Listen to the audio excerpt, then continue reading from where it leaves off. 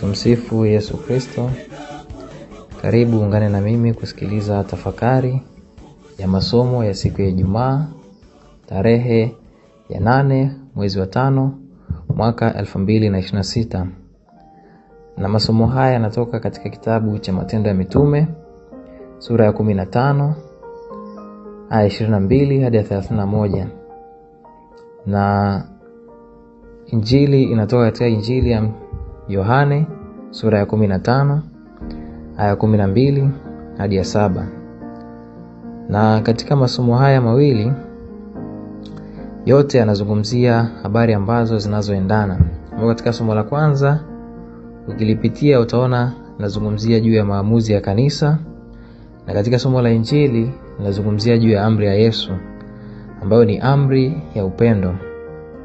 Tukianza na somo la kwanza, kwenye Matendo ya Mitume tunaweza kuona kuna hali ya kuchanganyikiwa. Watu wengi walikuwa wameanza kuzungumza kwa njia inayotatiza mioyo ya wengine. Ndipo mitume na wazee wakafanya uamuzi, wakakutana kwa ridhaa ya kanisa lote na wakafanya uamuzi wa busara ili waweze kuzuia wasizidishe mambo juu ya wengine. Na katika somo hili tunaweza kuona kuna kitu cha kujifunza, namna wazee walivyoweza kufanya kukutana na kuzungumza. Kitu ambacho tunajifunza, wakati tunapenda kuwa sahihi au imara, hatupaswi kuponda wengine kwa mawazo mengi au mahitaji ya ziada. Na kitu kingine ambacho tunaweza kujifunza kwenye somo hili la Matendo ya Mitume, upendo unahitaji hekima, kujua ni nini kinafaa kuzingatiwa ili amani na imani zisimame. Na katika somo hili tunaona kabisa baada ya maamuzi hayo yaliyofanywa na mitume, matokeo yake yaliweza kuonekana na watu walifurahi.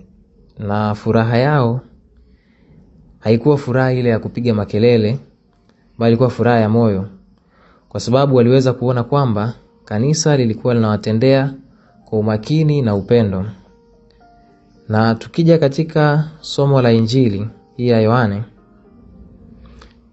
Yesu anaweza kusema nao kwa kuambia juu ya amri ya upendo. Na alisema, hii ndio amri yangu, mpendane ninyi kwa ninyi kama vile nilivyowapenda. Yesu katika hili anaweka kiwango cha upendo, ambao upendo mkubwa si maneno matamu tu. Ni upendo unaoweza kujitoa hadi kufikia kutoa uhai kwa ajili ya rafiki.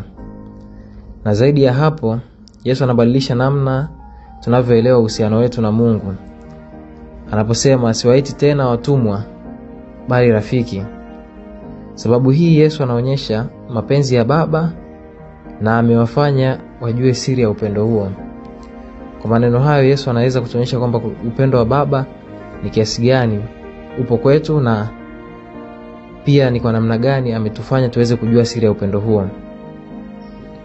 Na katika Injili pia Yesu anasema, nimewachagua ili mpate kuzaa matunda na matunda yenu yapate kudumu.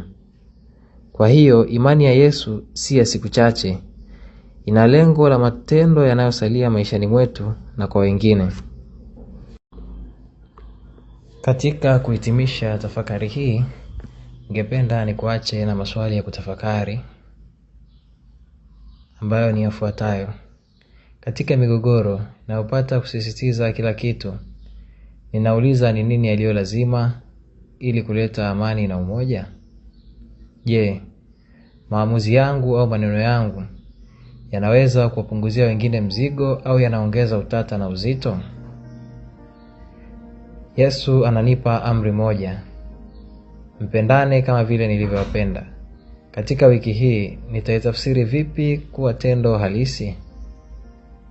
Upendo mkubwa unaelezwa kuwa kujitoa hata hadi kutoa uhai kwa ajili ya rafiki. Je, nitatoa wapi muda, uvumilivu au kusamehe? Yesu anasema, ni marafiki ikiwa tunafanya anayotuamuru. Mimi naonyesha uaminifu kwa amri zake vipi? Nipende kukutakia wakati mwema katika kutafakari maswali hayo na kuendelea kuyatafakari masomo haya. Tumsifu Yesu Kristo.